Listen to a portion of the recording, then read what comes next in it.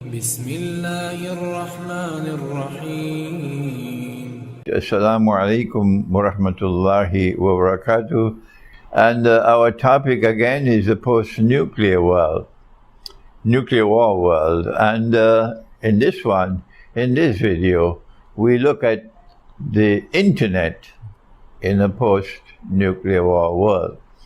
It should not be difficult for our viewing audience to understand that those who trigger off a nuclear war, nuclear weapons war, and who are the ones who want to win the war and who are going to benefit primarily from it, would be careful, would ensure that they knock out the internet around the world maybe half an hour before the commencement of that war, or maybe a few minutes before.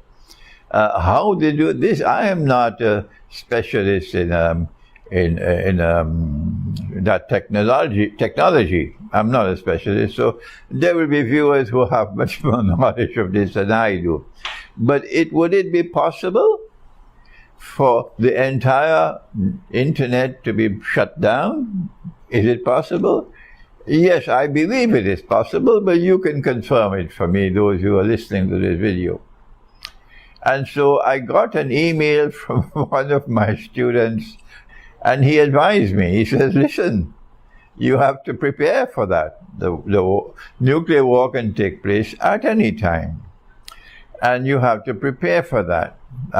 One of the best decisions I ever took in my life, apart from going to study with Maulana Fadlur Rahman Ansari, rahimahullah, was I would spend years to write a book.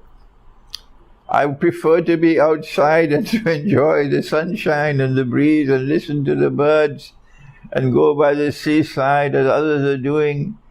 And I stay at home and I sit down and I write and I write and I write, sometimes with tears in my eyes, devoted to this so that this can be done while depriving myself of that enjoyment. And then having written the book, I will put it immediately on the internet for free download. Even though I earn my modest livelihood from the sale of my book still, and I've done this for every single book I have written. Alhamdulillah, today I'm grateful. I'm grateful to Allah who guided me to take this decision. So now then, what he has said to me in this email is you have to take steps to protect all of this information, all of this guidance that you have delivered all through your life. And of course, the ripest part is in your old age. And so he says, advise your students around the world to use something called a USB flash drive. And store all the books, store all the lectures on the USB flash drive.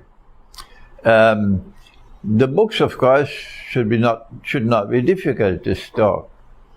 But he further advises that when you store the lectures, there's no need to store them as videos.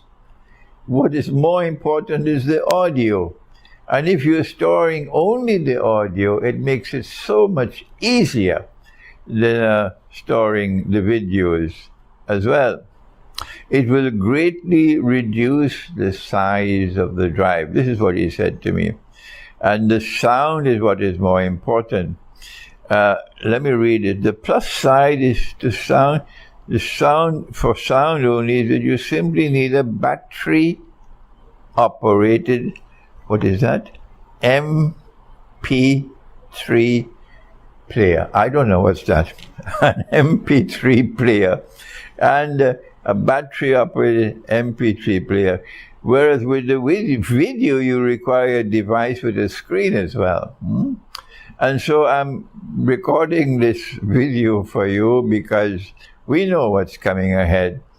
And maybe you can accept this advice from this brother who sent me the email. and get what is it called, a flash drive, USB flash drive, and store all the books. There is no copyright on storing my books. It's when you want to use my books for your business as commercial. That's wrong. You have to get my permission for that. But you don't need my permission to store them or even to make a what you call a hard copy, a printout and so on. You don't need my permission for that. I pray that you will accept this advice. We already have all my books and my videos already stored. We have it, but you don't have it. And we may not be able to communicate these to you in a post-nuclear war world. So whoever has it will then be able to listen at that time. It will not be lost. And may Allah grant that we may have in our hearts that faith, that we will not be afraid to die. Thank you. Wassalamu alaikum wa rahmatullahi.